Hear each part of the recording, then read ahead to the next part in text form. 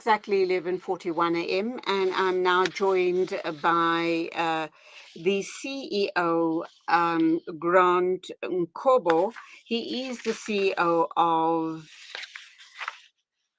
Dlala Nje. It is a dynamic social enterprise based in the heart of Johannesburg, dedicated to challenging perceptions and creating opportunity in the city's most misunderstood neighborhood. A very good morning to you, Grant Ngcobo. Welcome to the program. Lovely to have you here. Good morning, Julie, and to all of your listeners. Thank you so much for having me here. Okay, tell me what's the meaning of Dlala Nje? So, Dlala Nje is a very simple phrase for just play. So, it's a Zulu word for just play. Okay, but this is not about just playing, is it? It's about changing people's lives, having a positive impact on, I guess, really the neediest of the needy, I should imagine. It's also about inner city regeneration and youth development.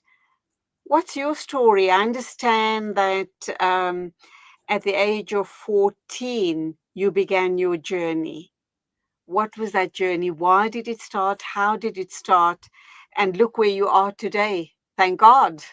Yes, yes. Yeah, thank you. I think mainly I would say yes, it's not only about playing, but actually that's how the organization actually started, as it was more about creating opportunities, just a playing. It was actually creating an opportunity for kids in the neighborhood to have a playing space where they could just be free and be safe. And that's actually how my journey at Dlala Nje started. I was just one of the kids that had just recently moved into Ponty, and when Dlala Nje opened, I just became one of those kids that found a very safe place where we could be able to play and be able to attend any of the programs that were available there. So I think my story is it's not really a unique story because most of our team and most of the people that we work with or our suppliers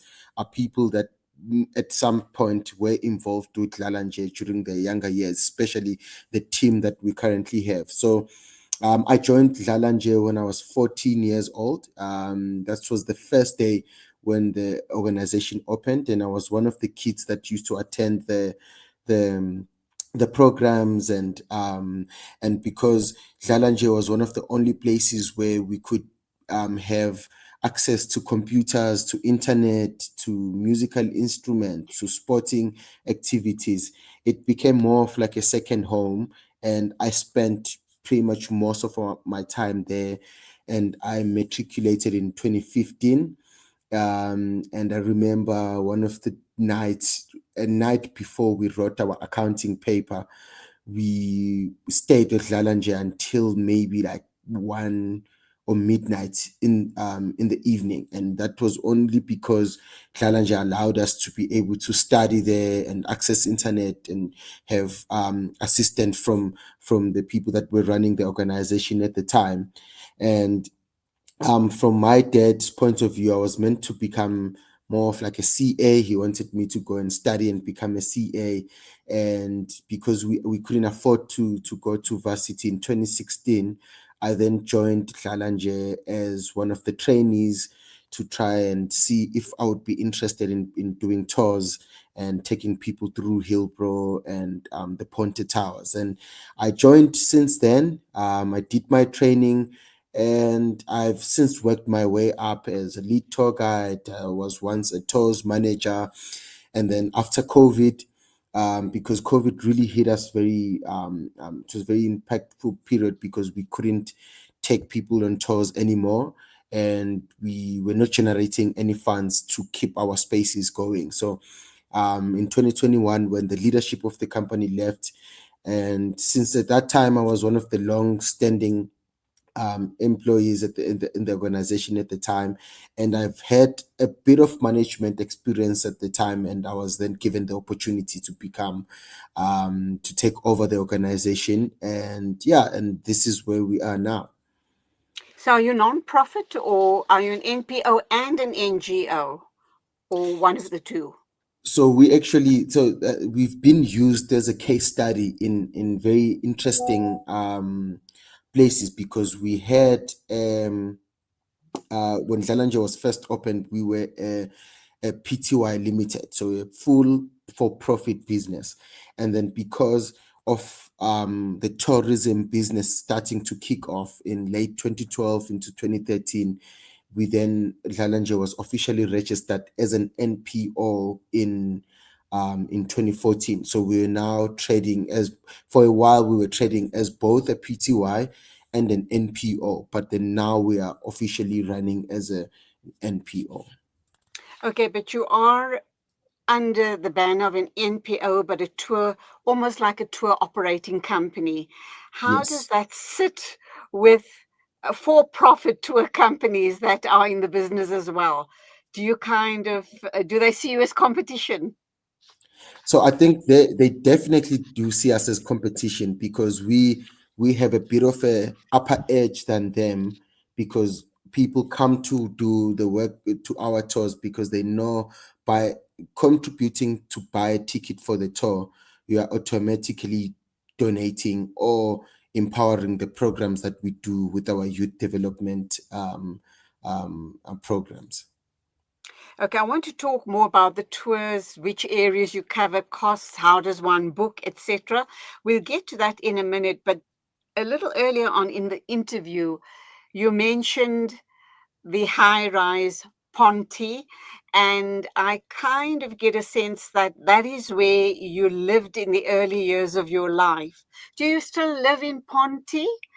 Question number one. Question number two, I watched a little while ago, quite a while ago, a BBC documentary about the life of and in Ponte Towers. It looks like an amazing structure, an amazing building, but it also seems as if you have a lot of foreigners living there, and there's a problem with degradation of infrastructure. There also seems to be a problem. This is all covered in the documentary, that because of the circular shape of the building, the the inside of the building is like a vacuum, and because of that vacuum, a lot of people are dumping their rubbish into that vacuum, creating a huge health hazard. And I'm kind of wondering, people like yourself running this beautiful organization and other organizations, are you coming to the fore? Is something positive happening in reviving the structure of Ponte and making it a viable, a safe, and a hygienically space for people living there? Yes, that's a very good question actually, because it sort of it's with, I hope I'm able to answer it in a way that sort of covers and paints a picture of what Ponte looks like at the moment. So to answer the first your first question, no, I don't live in Ponte anymore. But then I stayed in Ponte for about 8 years, if about 6 or 7 years. Yeah, actually 6 to 7 years.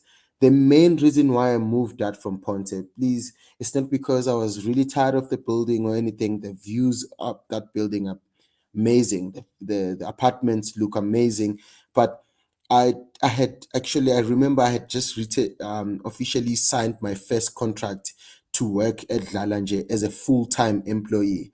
And then during that course, I think of 2017, maybe 2017 and 2018, I was now working and living in Ponty. So then it became a bit too much because I couldn't separate.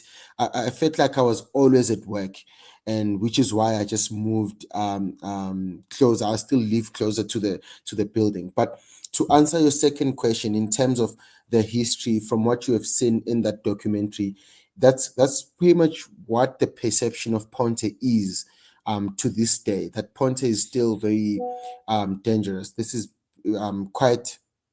Ponte is still run as a slum. There's people still throwing rubbish in the middle.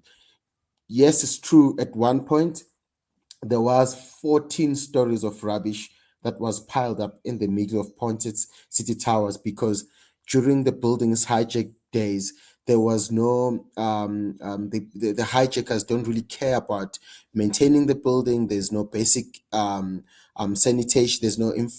There's no running water or electricity, so people used to just throw rubbish into the middle. But with our tours, the goal is to tell you and show you what the inner city and what the current situation is like. Of course, we go into the history, but the building has since been renovated since 2012. The building officially reopened since 2012. Normal apartments, very beautiful. One of the safest buildings you can live in Hillbrow right now. So there isn't any of that rubbish anymore. There's just beautiful views and beautiful people, mostly middle class, that live in Ponte. But also to touch on the point you made about foreign nationals, like, I mean, like any other city, any other big city in the world, there's always going to be a huge um uh, you know p- amount of foreign nationals living there, mainly because of the status of that city, which is what the inner city of Hillbrow and Johannesburg is like.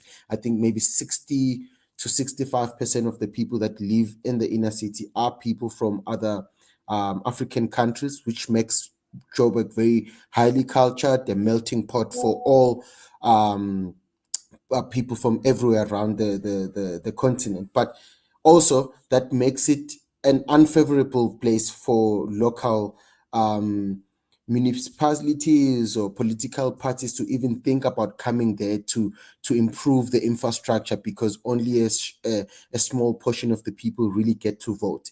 So anything good that really happens in terms of infrastructure and development is usually done by the private sector. Okay, I also heard as part of that documentary, or it might have been another program, that a few big investors had come in to revive Ponte. And I suppose that adds on to the story you've just shared with us about revitalizing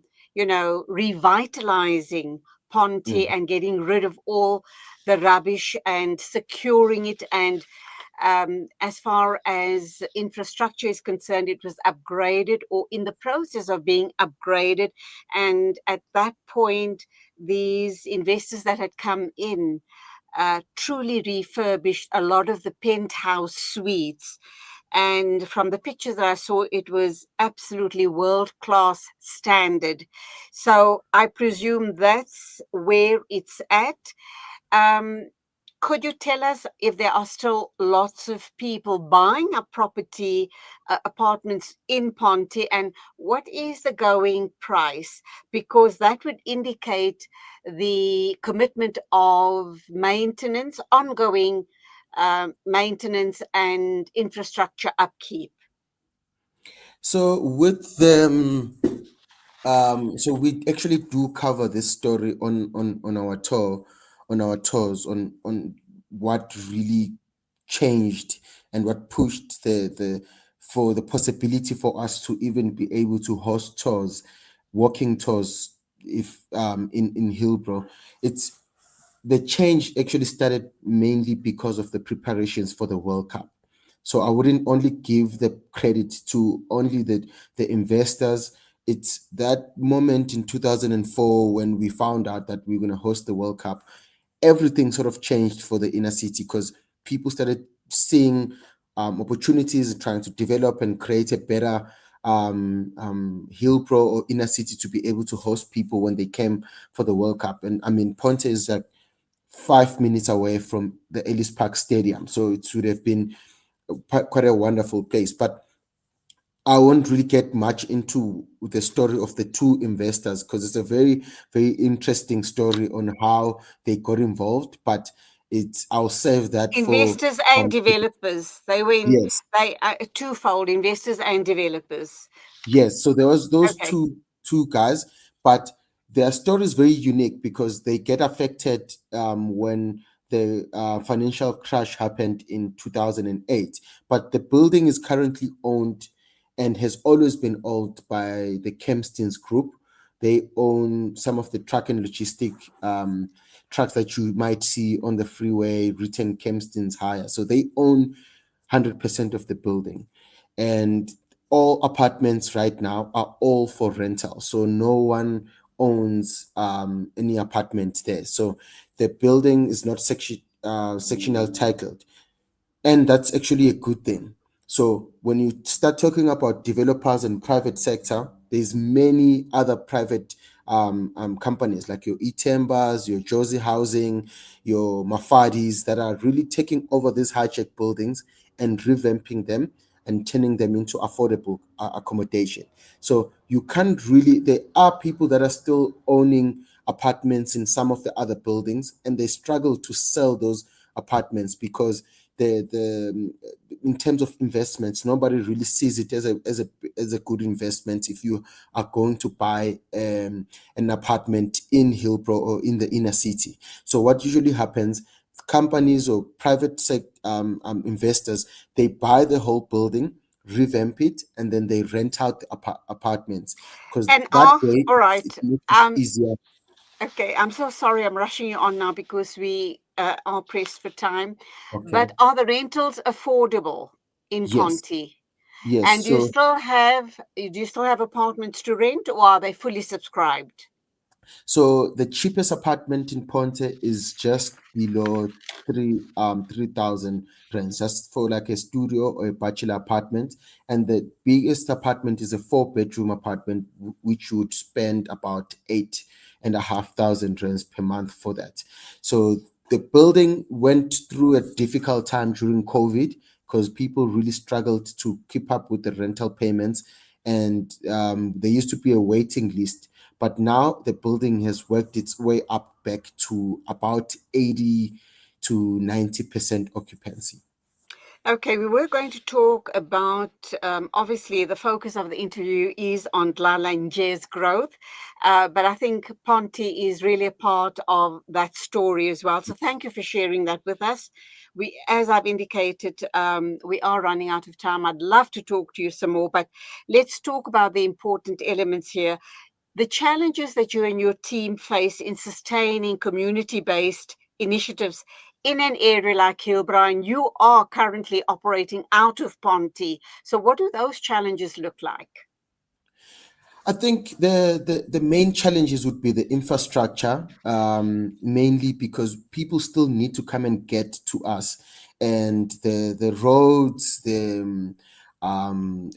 especially on the tours side, the roads, people are scared to come into Hillbrow. Nothing really gets published that's good about the neighborhood. So I think maybe just the reputation that the place has and the infrastructure really fails us a lot when people have to come and visit us for some of our tours. And then on the other side, it would then be just assistance in terms of funding to for our community development programs, because we serve about 200, over 200 kids use our facilities or our centers every day to come and work there. So I think the main thing is that we don't have many recreational spaces for us to do some of our for programs, especially for like sporting activities. We are very limited with space in the inner city. So I think those are our biggest challenges when it comes to operating out of Hillbrow. You indicated just now that Ponty is just a few minutes away, walking distance to Ellis Park, and we know that that stadium is underutilized. Put on your thinking cap and see if you can't approach, the local council to see if you can't start making use of facilities at Ellis Park to promote sport within, your community's youth, because I think that is sorely needed, and I'm sure you can get that going. How are you going to ensure that local residents remain at the center of Dlala Nje's growth and decision making? So as an NPO, so we have a board, and our board consists of stakeholders that have the best interest for Dlala Nje, or are also quite interested in what Dlala Nje does. And we in our board there's volunteers, people that volunteer. We have volunteers in that board. we have parents in that board. So we have community meetings, we have everyone is sort of included in the type of work that we do, because even including the suppliers that we use for our tours, the people that provide us with transport, the people that are in that work with us in any other way, they all coming from the organization. So every all decisions that are made, the community is also included in the work that we do and in those decisions as well. Okay, so my understanding of your operation, as I understand it, during the past 20 minutes or so in this discussion with you, is Dlala Nje seems to be two pronged. On the one side, you are running a a tour operation, which you believe is sorely needed. There was a gap in the market, and your tour operation is unique. So you running the tour operation, I guess that's helping fund the upliftment of youth in the area. What Yes. sort of what, what sort of activities, apart from the fact that there's a lack of sporting activities, but how do you keep the youth engaged at Dlala Nje? Yes, so the just to make it clear there as well, the all the profits and all the proceeds that we make from the tours are channeled directly down into the community centers, and making sure that the business also continues to run, but then also the activities are funded. So we mostly focus in exposing kids to as many activities as we can, from homework facilitation. That's our biggest program, because parents don't really have the time between them coming from work, and there's that gap when kids come back from school before their parents arrive. The kids could be in the streets doing God knows what. So we then fill in that gap by providing them with homework facilitation. We have a computer lab.